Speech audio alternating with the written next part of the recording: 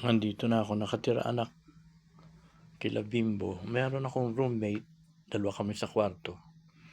Ano siya, 26 years old na waiter, nagtatrabaho sa isang international na restaurant. Yung pangalan anong pangalan? Cheesecake Factory. Meron ba dyan sa Pilipinas nun? Cheesecake Factory. Yan. Ito ang kwarto ko dito. Mas malaki na kesa dun sa Shimesi na para kung pinagtak sila ng panahon dun. Masyadong squatter ang dating.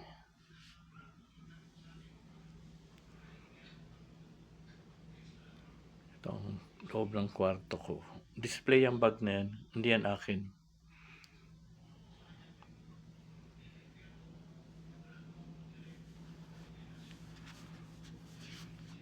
Pakita ko yung buong ng kwarto. Ganda-ganda ngayon. Medyo social na siya. Ayan.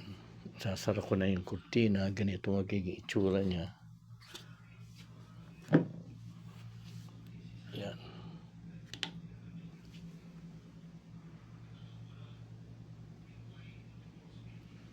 Table ko to.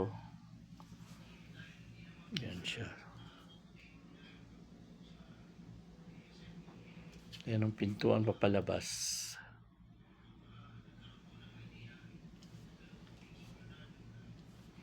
Ito pa yung mga pantalong ko. Hindi pa nakaka-hanger yung iba. Nasa maleta pa. Ito naman yung kwarto ng roommate ko.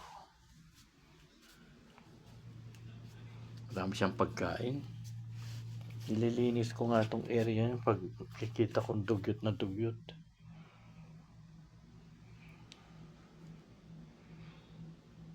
Yan yung kanyang area.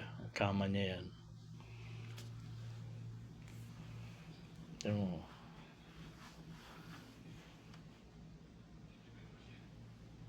baho ng area niya. May siyang rice cooker, microwave oven, tsaka refrigerator. Ako halos wala nang kagamitan. Kaya nakaraos ako, anak, na ibenta ko yung aking laptop, yung iPhone.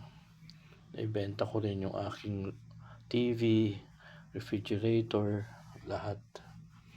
Kasi dito marami ng TV, malalaki, tsaka refrigerator. So, lahat yun sa amin na ginagamit namin, lahat yun. Yan, at least